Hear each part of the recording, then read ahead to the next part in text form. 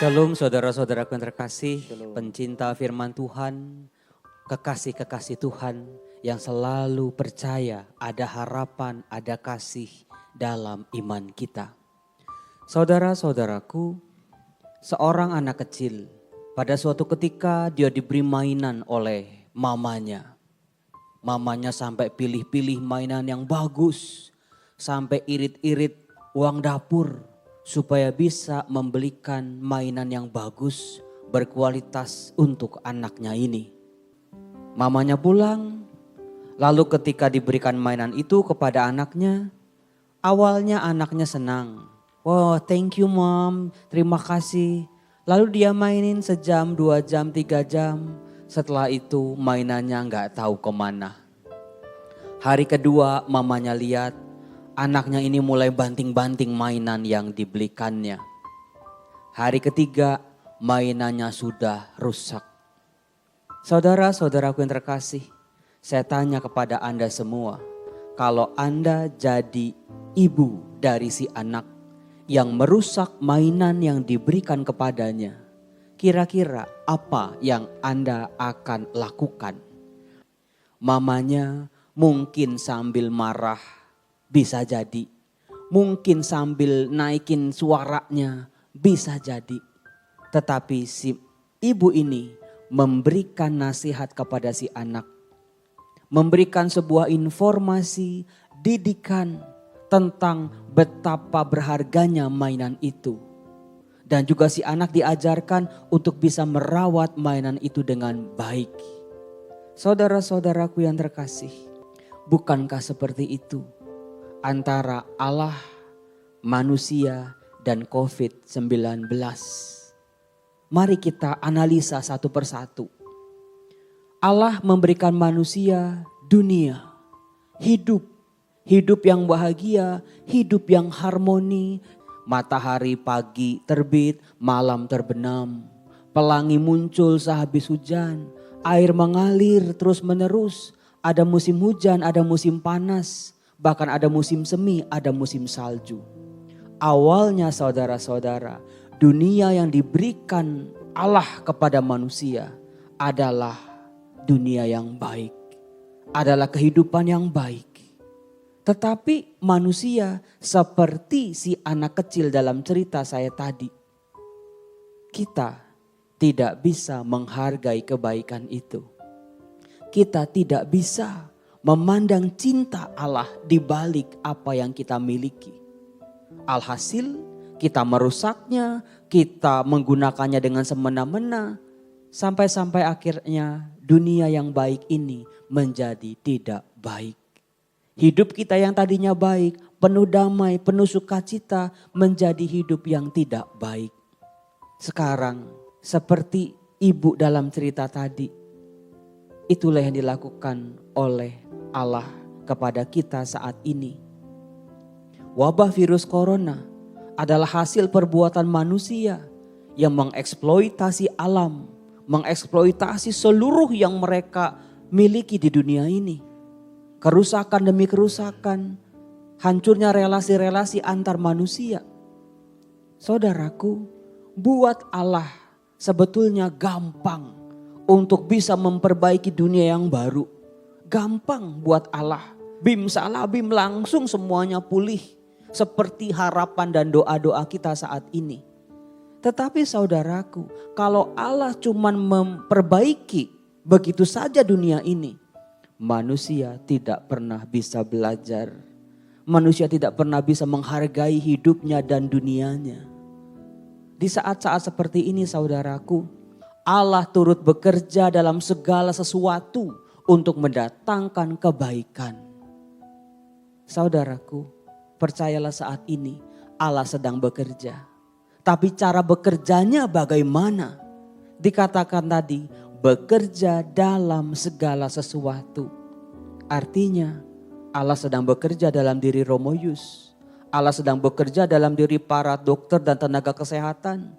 Allah sedang bekerja dalam diri banyak orang yang sangat peduli dengan sesamanya. Tetapi ingat saudara-saudara, dalam segala sesuatu. Artinya apa? Kalau Allah bekerja dalam diri orang-orang di sekitarku, Allah juga pasti sedang bekerja dalam diri kita masing-masing. Termasuk dalam diri saya dan juga dalam diri Anda masing-masing. Biarlah Allah saat ini bekerja. Cara pekerjaan Allah adalah untuk mendatangkan kebaikan, pemulihan demi pemulihan. Pertanyaan dari kita adalah apa yang bisa kita lakukan untuk mendatangkan kebaikan bagi dunia ini. Ada begitu banyak jawabannya. Kita tidak akan pernah kehabisan jawaban. Maka bukan sebuah alasan lagi bagi kita untuk tidak melakukan apa-apa dengan dalih-dalih yang kita buat-buat. Setiap dari kita bisa melakukan sesuatu. Bisa dengan tenaganya, dengan materinya, dengan kemampuannya. Romo, fisik saya terbatas.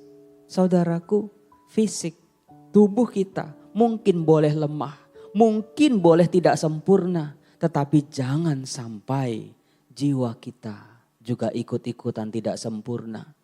Badan boleh sakit, jiwa tidak boleh sakit. Apa sebabnya saya berkata seperti itu? Dalam Roma bab 8 dikatakan roh yang membantu kita dalam kelemahan kita. Sebab kita tidak tahu bagaimana kita harus berdoa. Rohlah yang menyampaikan semua keluhan-keluhan yang tidak kita ucapkan sekalipun kepada Allah. Saudaraku yang terkasih, saat-saat seperti ini, biarlah kuasa Roh Kudus bekerja dalam diri saya dan juga diri Anda.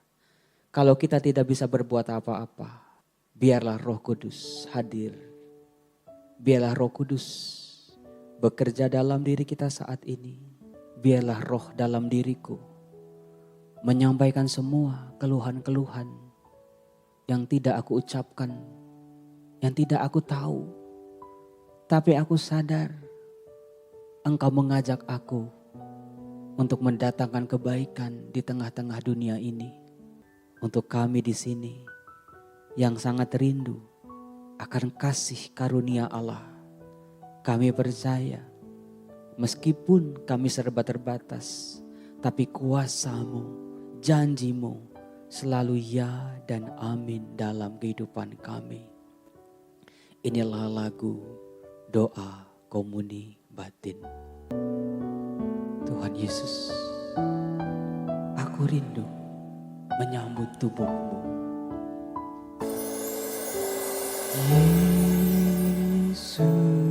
Yesusku, aku percaya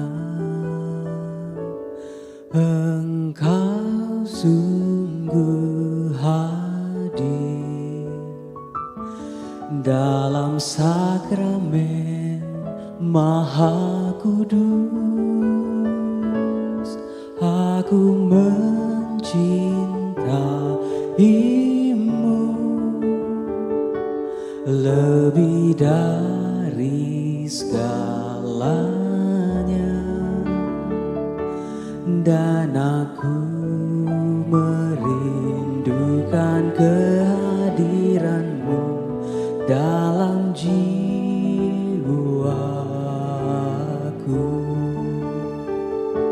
Karena sekarang aku tak dapat menyambut-Mu dalam sakramen Ekaristi.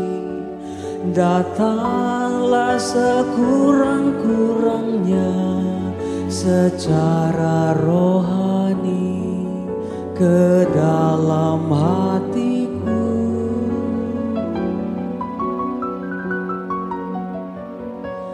Karena Engkau hadir di sini, aku memeluk-Mu dan mempersatukan diriku sepenuhnya kepadamu.